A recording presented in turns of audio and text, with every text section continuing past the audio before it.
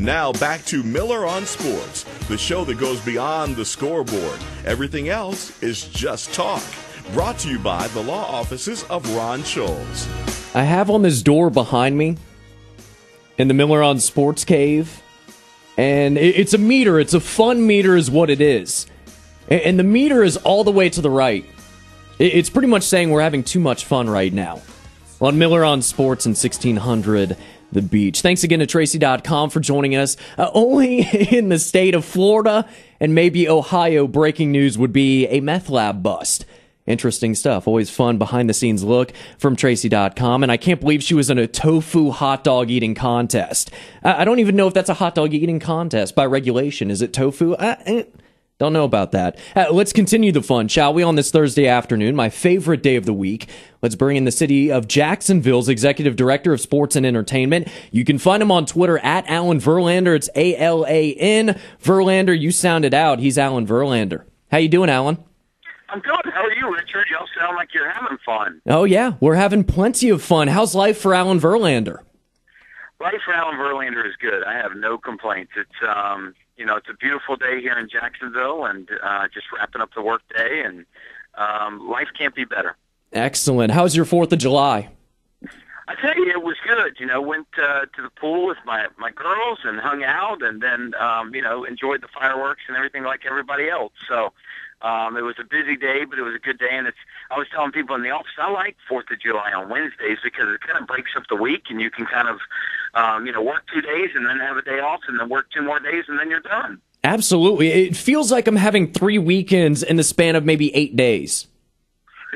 It does, but that's nice, and I was telling somebody again today that when it's Thursday tomorrow, next year, how many people do you think? What's the over under for people that will be going into work on Friday? 2 people. And that may be hot. You may lose that bet. Yeah, it might be me and my producer Larry, and that's about it. Y'all may be the only two, because I can tell you right now on the record, I probably will not be in on Friday. So okay. No, but it was a good 4th, and just got so many things happening with the city and all of sports. It's an exciting time kind of to be working on all this stuff. Yeah, Alan, before we get into the meat and potatoes of this, I guess a food reference, my question of the week has been, of course, I'm sure you saw Joey Chestnut yesterday consuming 68 hot dogs. I've been asking all my guests, if you had 10 minutes, how many hot dogs could you eat?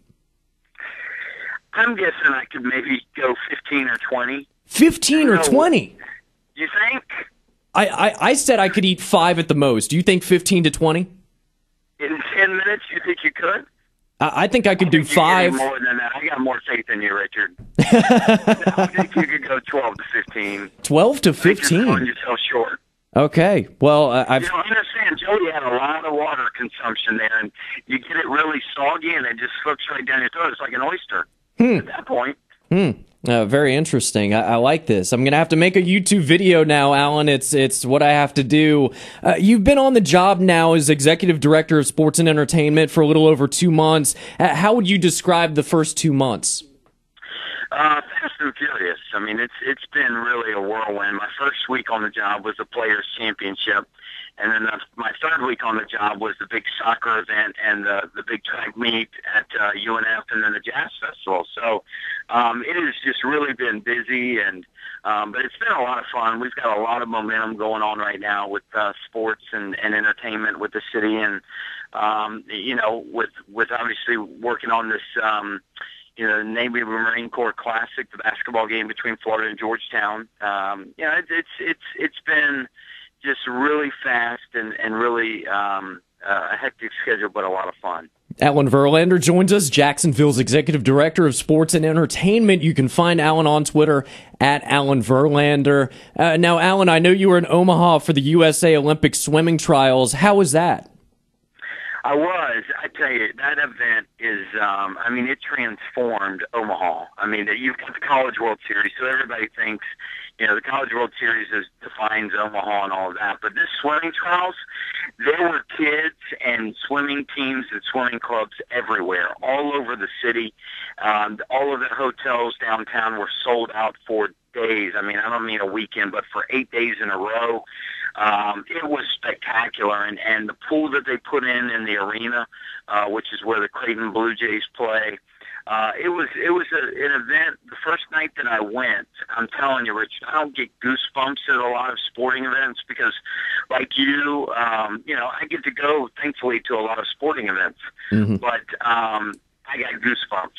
And the second night I went, I got goosebumps. And the third night I went, I got goosebumps because you just felt the pride for America and these guys and girls that you watch swimming on TV. Now you're about, 20 feet from them. It was just a neat experience. Now, besides this Olympic trial, what was the last sporting event where you had goosebumps?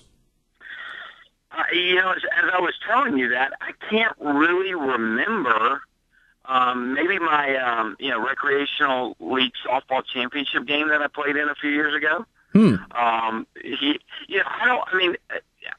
guess I've been going to sporting events so long that you don't really get them. And, this one it was such a special event, and not only to see Michael Phelps and all of that, but it was just neat.